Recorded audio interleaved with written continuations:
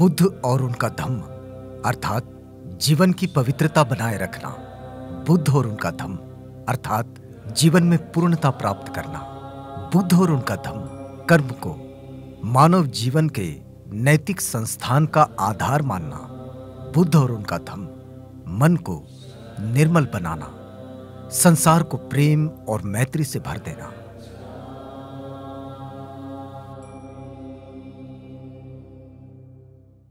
नमो तस्सै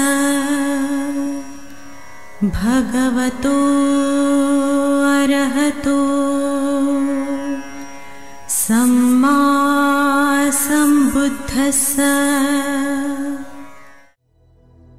बुद्ध और उनका धम्म। बाबा साहेब डॉक्टर अंबेडकर की इस रचना संसार में आपका स्वागत है। आप जानते हैं कि इस समय हम लोग बाबा साहेब की वो ऐतिहासिक कालजयी रचना बुद्ध और उनका धम्म यानी कि बुद्ध एंड हिज धम्मा, इस ग्रंथ को आपके पास पहुंचाने का ये प्रयास कर रहे हैं। और इसी कड़ी में अभी हम इस वक्त इसके जो अनुवादक है भदंत डॉक्टर आनंद कौशल्यायन जी, इनका एक जो नम्र निवेदन है उस निवेदन को आप तक पहुंचा रहे हैं। तो इस निवेदन में वे आगे लिखते हैं कि जिस प्रकार जंजीर की एक कड़ी से दूसरी कड़ी जुड़ी रहती है, बिल्कुल उसी प्रकार भगवान बुद्ध के इस गृह त्याग के उद्देश्य और उसकी पूर्ति की पुण्य गाथा का नाम ही भगवान बुद्ध का धर्म होना ही चाहिए। जहां राजकुमार सिद्धार्थ का अभिनिष्क्रमण होता है, जहां से वो प्रवज्ञा ग्रहण करते हैं, वो छटपटाहट जहां लोग एक दूसरे से लड़ाई झगड़ा करते हैं और राजकुमार के मन में ये जो छटपटाने वाली प्रजा है इसके प्रति चिंता है और इसी चिंता के साथ वे प्रवज्जित होते हैं और आगे बढ़ते हैं। अब देखिए आगे बढ़ते हैं कि हम यह मानने ही है कि भगवान बुद्ध ने जनता के दुख के कारणों की गहराई में जाकर उन कारणों को नष्ट करने का उपाय जानकर जनता को उसकी जानकारी कराकर दुख का मूलोच्छेद कराने के उद्देश्य से ही गृह त्याग किया था। यह बिल्कुल सत्य है कि भाई लोगों को उनके दुखों का कारण बताया जाए और इन कारणों से बाहर आने के लिए, से निजात पाने के लिए, ये जो दुखों के परिणाम, दुख युक्त जीवन जो उनके सामने आया है, इससे बाहर निकलने का क्या रास्ता है, ये रास्ता उनको बताया जाए। निश्चित रूप से इसी खोजबीन में राजकुमार सिद्धार्थ गृह त्याग कर बाहर निकले।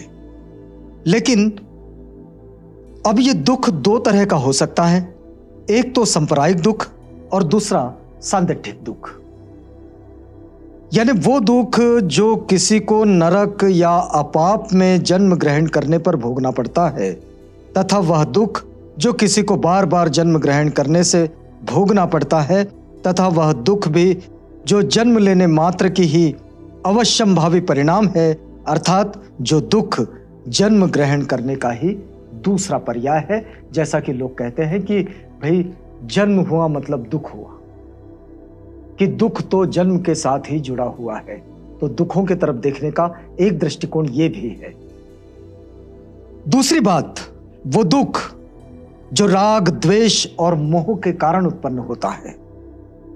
राग, द्वेष तथा मोह का क्षय कर देने से इसी 6 फुट के शरीर में जिसका अंत किया जा सकता है, ये दुखों की तरफ देखने का, जीवन की तरफ देखने का एक दूसरा नजरिया, कि जन्म हुआ है तो दुख तो रहेगा ही, ये एक नजरिया। और दूसरा, जो इसी जन्म में हमारे अंदर जो चित्त की प्रवृत्तियां है, मोह है, लोभ है, द्वेष है, इनके कारण जो दुख उत्पन्न होता है, इस लोभ मूलक, द्वेष मूलक, मोह मूलक प्रवृत्तियों को खत्म कर यहीं पर जो सुख पाया जाता है, ये उसकी बात। बौद्ध वाङ्मय में दोनों प्रकार के दुखों की चर्चा है। इन दोनों प्रकार के दुखों की बौद्ध वाङ्मय में चर्चा है और मान लेने की बात दूसरी है। किंतु सांप्रदायिक दुखों की उलझन में उलझने के बाद आदमी को नरक के अस्तित्व को, भले ही वो सिद्ध हो चाहे असिद्ध हो, स्वीकार करना पड़ता है। जब वो ये मान लेता है कि जन्म के साथ दुख जुड़ा है तो फिर वो उन संकल्पनाओं को भी मानने लगता है जो संकल्पनाएं सिद्ध होती भी हो या नहीं भी होती हो। लेकिन मरणांतर जन्म ग्रहण को भले ही वह भी सिद्ध हो चाहे असिद्ध हो स्वीकार करना पड़ता है तथा जीवन को ही स्वभाव से दुख रूप मान लेना पड़ता है। ये सभी मान्यताएं किसी के गले उतर सकती है और किसी के गले नहीं भी उतर सकती है। लेकिन सांदिष्ठिक दुख का जो रूप, उसकी जो अनुभूति है, उसके क्षय की भी जो पूरी संभावना है, उसके लिए इन मान्यताओं का आश्रय लेने की अपेक्षा नहीं है। तथागत बुद्ध ने अपने धम्म को सांदृष्टिक धम्म कहा है, यानी कि ऐसा धम्म जो सांदृष्टिक है। तो इस सांदृष्टिक धर्म को तथागत ने अपनी बात कही, यानी जिसको हम ऐसा धम्म कहते हैं जो दिखता है, सांदृष्टिक है।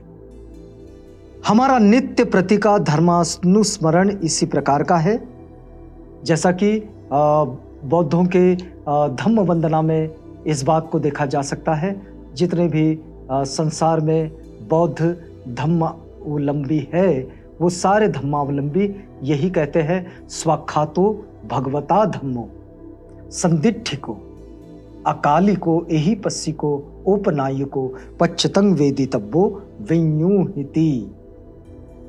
ये जो बात है कि भिक्खुओं, ये धर्म अच्छी तरह से समझाकर कहा गया है। ये सांदृष्टिक है, ये अकालिक है। इसके बारे में कहा जा सकता है कि आओ स्वयं देख लो। ये ऊपर उठाने वाला है और हर विज्ञ, यानी कि हर व्यक्ति, हर पुरुष, हर स्त्री इसका स्वयं साक्षात कर सकते हैं। भदंत डॉक्टर आनंद कौशल्यायन जी लिखते हैं कि हमारी दृष्टि में बाबा साहेब डॉक्टर अंबेडकर के इस ग्रंथ की ये बड़ी विशेषता है कि उन्होंने बौद्ध वाङ्मय में धम्म का जो सांदृष्टिक अंश है उसी को अपने ग्रंथ में प्रधानता दी है, न कि उन बिना मतलब की बातों को, जो बातें कहीं खरी उतरती भी हो या नहीं। तो ये एक बड़ी विशेषता है जो बाबा साहेब ने इस ग्रंथ के साथ हम सबको दी है। हम इस कड़ी में यहाँ पर रुकेंगे। अगली कड़ी में पुनः आपसे मुलाकात होगी और फिर से जुड़ेंगे बुद्ध और उनका धम्म इस महान रचना संसार के साथ।